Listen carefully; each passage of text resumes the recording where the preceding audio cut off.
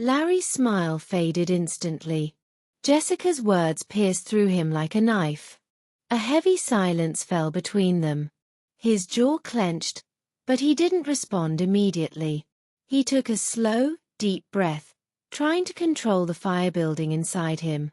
"You know," he said quietly, his voice calm but sharp, "I was willing to let your pride slide.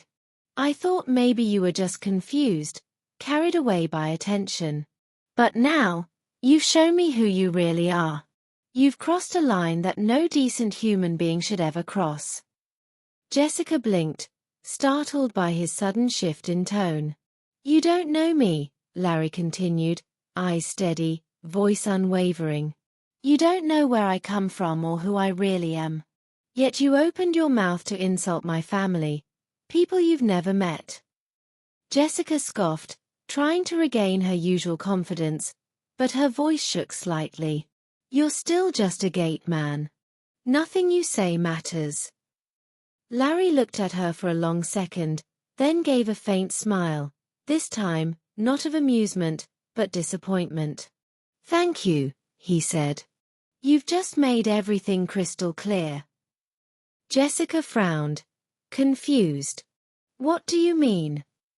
"You'll find out soon enough," Larry said simply and turned away, walking back to his post. She stood there, unsure of what just happened, while a few staff members nearby who had overheard the exchange whispered among themselves. Something had shifted, and Jessica could feel it, even if she didn't understand it yet. Inside the building, Sandra was refilling the water dispenser when one of the cleaners walked up to her. "Did you hear what happened outside?" she asked, eyes wide. Jessica insulted that new security guy in front of everyone. Sandra's heart sank. "Again?" she whispered. The cleaner nodded. But this time it was bad. Very bad. She insulted his parents. Sandra closed her eyes for a moment, then walked toward the front entrance. She found Larry standing at his post, quietly minding his business. She approached him slowly. "I'm sorry," she said gently. "I don't know exactly what happened, but I heard enough to know it wasn't right." Larry looked at her, surprised but grateful. "Thank you. That means a lot." "She had no right to speak to you like that," Sandra added softly. "No one does." He nodded. "It's okay.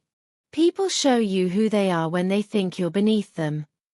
Sandra looked at him with kindness in her eyes. "Well, I see someone honest, humble, and hardworking. That's not beneath anyone." Larry smiled, this time, a real smile. "You're different." "And you're stronger than you look," she replied. As she walked away, Larry watched her go, a warmth rising in his chest. He was beginning to see what his heart already suspected. Real love doesn't shout, doesn't show off, and definitely doesn't look down on others. Real love sees what's hidden. And in that moment, he knew, his plan was working. Instead of reacting, he stood still, glaring at her with quiet anger. "You've shown your true self," he said calmly, before turning and walking away. Jessica, fuming like a pot of boiling water, stormed into the building and barged into Chief Bernard's office. "Chief, you need to fire that useless security guard," she demanded. Chief Bernard looked up slowly from his desk, surprised. "Calm down, Jessica. What's the matter?" Jessica started shouting. "He insulted me. He disrespected me. He even laughed at me and my future husband. He called me foolish and said my mother was a fool." Chief Bernard blinked in shock. "He said that about you?" Jessica stammered, realizing her mistake. No, not you, sir. I meant his father is foolish." "I see. But the boy's too proud for a poor man," Chief Bernard said, thoughtfully. He paused, then looked at her. "Jessica, I'm sorry, but I can't fire him." Jessica stood up straighter, confused. Why not, sir? Chief Bernard folded his hands on the table. You wouldn't understand. Larry is a good, respectful young man. If he spoke to you that way, there must have been a reason. I know him. Jessica was shaking with anger. But he insulted me. Still, I won't fire him, Chief Bernard replied, his tone firm. Jessica looked baffled. Are you protecting him because he's your favorite worker? Chief Bernard sighed. It's not about that. I'll talk to him myself, but I won't sack him. Jessica hissed in frustration and stormed out of the office. As she walked down the hallway, her thoughts raced. Why would Chief Bernard defend a poor security guard so fiercely? What's so special about him? Meanwhile, Larry stood quietly at the gate, staring at the sky. His heart was heavy, not from Jessica's insults, but because of her true character. She insulted a man she didn't even know and cursed his parents. What would she think if she knew I'm the boss's son? He shook his head slowly. That evening, Chief Bernard sat in the living room reading the newspaper when Larry walked in, still in his security uniform. He looked tired, but there was a smile on his face. Welcome, my son, Chief Bernard greeted him, lowering the paper. How was work today? Larry sank into the couch and chuckled. Work was full of drama, Dad. Chief Bernard looked at him curiously. You're not done with this game yet. Larry laughed. No, Father, I haven't even started. It's like a free cinema show. I don't even need popcorn. His father smiled, then leaned back. So, how was the show today? Larry shook his head. Jessica is something else, Dad. That girl is rude. She acts like she owns the world. Can you believe she insulted you and Mom today? Chief Bernard's smile faded. Yes, I know. Larry's eyes widened. You knew. Chief Bernard nodded slowly. She came into my office and lied to my face. She claimed you insulted her future husband's parents. Can you imagine that? Larry scoffed. That girl is shameless. She called me a poor boy, said I'm useless, and that her husband-to-be would fire me once they marry. Chief Bernard shook his head. And yet, she doesn't know the poor boy she's talking about is the same man she dreams of marrying. Larry laughed. That's not even the worst part. She said my father was foolish and Mom was a fool for having me. Chief Bernard frowned. She said that out loud. Yes, Larry nodded. She was so angry that the insult just slipped out. Chief Bernard sighed deeply. That girl has no home training, and I almost chose her for my son. Larry shook his head. I'm glad you let me do this. Honestly, this disguise is teaching me a lot. Now I see who people really are. She lied to me, looked me in the eye and lied. She's manipulative, Dad. She looks down on people, especially those she thinks are poor, Larry added seriously. Chief Bernard rubbed his forehead, deeply disappointed. I'm disappointed. When I spoke to her that day, she seemed calm and respectful. Now, I see that pride and malice are hiding within her. She doesn't deserve to be around people who have self-respect. Larry nodded. And she doesn't even know that I'm the man she's been bragging about. Chief Bernard shook his head. She said she would tell her future husband to fire you. Larry chuckled. Yes, she's already planned her marriage to me and is throwing threats around. She doesn't even know what's coming. Father and son burst into laughter. Chief Bernard looked at Larry with a proud smile. You're wise, Larry. This test is working. At least now we know her true character. Larry nodded. But I must continue the game. I need to see how far she'll go. I also want to keep an eye on Sandra. She has a good heart. I've seen it too. Chief Bernard smiled. She never shouts, never shows off, and treats people with kindness. There's something about her. Larry added, she respects me, even though she thinks I'm just a security guard. She once gave me cold water on a hot day and told me I was doing a good job. Chief Bernard smiled. That's the kind of woman who brings peace into a home.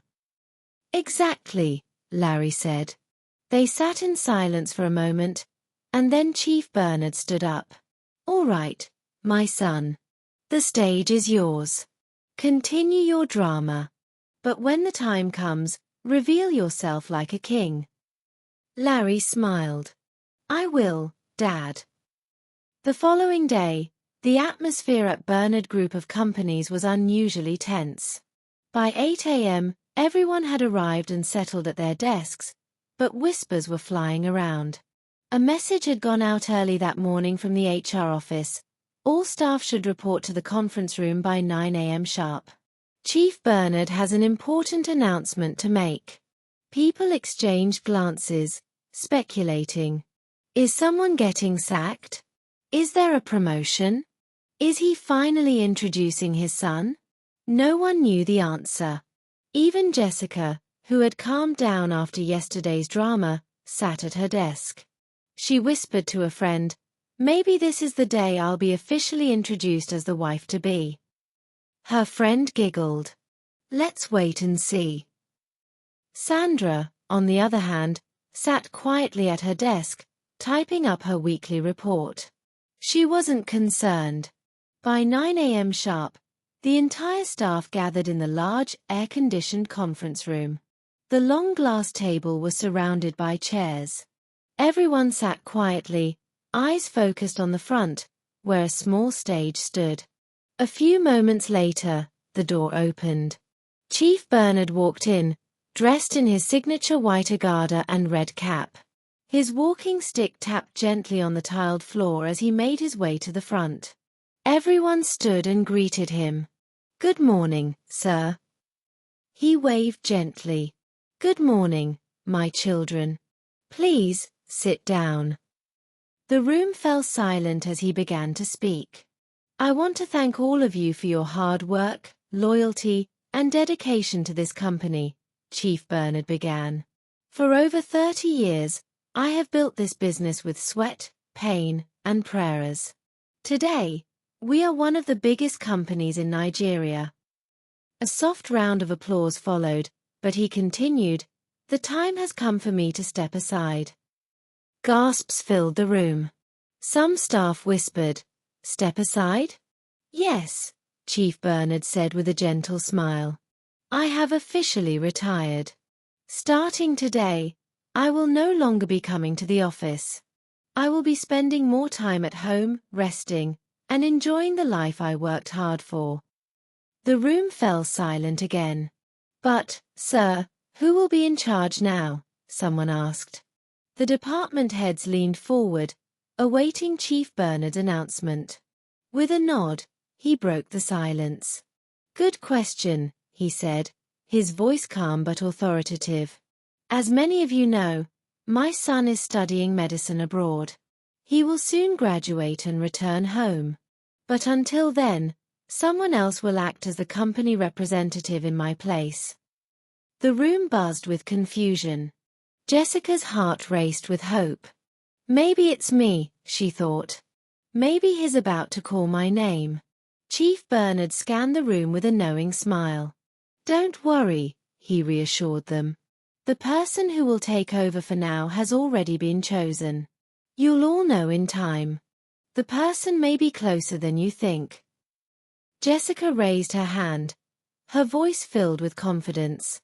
Sir, if I may ask, when will your son finally return? Chief Bernard's smile grew faint. Very soon. As he concluded, Jessica turned to her friends, a victorious gleam in her eyes. It's almost my turn, she thought. But Sandra, sitting quietly across the room, remained calm and composed. She wasn't concerned with impressing anyone, least of all Chief Bernard's son. All she cared about was her work. Chief Bernard raised his hand. This meeting is adjourned. Return to your duties, but remember, discipline and humility are the pillars of this company, not pride or power. As the team stood up, Jessica whispered to her friend, "Watch and see. I'll be madam soon. Everyone will bow to me." But Larry, who had been standing by the door as part of the security team, overheard every word. He kept his expression neutral, opening the door for everyone to leave. When Sandra passed by, she smiled politely. "Thank you," she said softly. "You're welcome, Ma," Larry responded with a quiet smile. But when Jessica walked past, she flipped her hair dismissively, ignoring him. Larry couldn't help but smirk as he closed the door. The drama is just beginning. The next day, a sleek black SUV pulled into the compound, parking in the VIP section. 2 security guards rushed to open the door, and out stepped a tall, handsome man. Dressed in a well-ironed shirt, dark trousers, and shiny shoes, he carried an air of confidence. The front desk staff exchanged surprised glances as he walked in. "Good morning," he greeted them warmly. "I'm here to meet the staff. I've been asked to report to the conference room." The message quickly went out to all staff. "Please report to the conference room. The new representative has arrived." Curiosity buzzed through the office as everyone gathered. The man entered slowly, taking his place at the front. The room fell silent. "Good morning, everyone," he said. "My name is Mr. Raymond. I've been appointed to represent Chief Bernard while his son is away. I'll be working with each department to ensure everything runs smoothly until his return." The staff applauded softly. "I believe in teamwork, respect, and peace," Mr. Raymond continued. "Let's work together to make this company even greater." After the brief introduction, he smiled again and exited the room. Jessica immediately leaned toward her friend, her eyes gleaming. "Look at him, handsome and fresh, like morning bread." Her friend giggled. "But weren't you waiting for Chief Bernard's son? Has your mind already changed?" Jessica flipped her hair. "Who says I can't have both? If the son is taking too long, I'll manage Mr. Raymond for now." They laughed, but Sandra, who had overheard them, shook her head quietly before leaving. She wasn't interested in the drama. She had more important things on her mind. Later that evening, after work had ended and the compound was quiet, Larry stood near the gate, checking the security register. But his thoughts were elsewhere, on Sandra. He had been watching her for days. Her kindness, her smile, her calm demeanor had touched something deep inside him. "I have to tell her today," he thought, heart pounding in his chest. Just then, Sandra emerged, ready to go home. Taking a deep breath, Larry called out softly, "Sandra." She turned and smiled. "Yes." Larry walked closer, trying to steady his nerves. "Can I talk to you for a moment?" Sandra stopped and nodded. "Okay." They walked to a quiet corner, and Larry, his voice trembling slightly, finally spoke. "I don't know how to say this," he began. "But I have to. Sandra, I really like you. In fact, I love you. I know I'm just a security man, and I don't have much, but my feelings are real. Please, will you be my girlfriend?" Sandra stared at him, her eyes wide in surprise. Larry's heart beat louder in his chest. Then something amazing happened. Sandra smiled. "I like you too, Larry," she said softly. Larry's jaw dropped. "You do?" "Yes," she nodded. "I liked you from the moment I saw you. But I was waiting for you to say it first. I didn't want to seem forward." Larry laughed, his heart soaring. "I thought I was just wasting time." Sandra smiled shyly. "I even used to stand by the window, watching you from my office. I liked the way you stood at the gate, always serious, always polite. Larry laughed. And here I was thinking I was just standing around doing nothing. But then Sandra's expression changed. There's just one problem. Larry sighed. I know. What about Chief Bernard's son?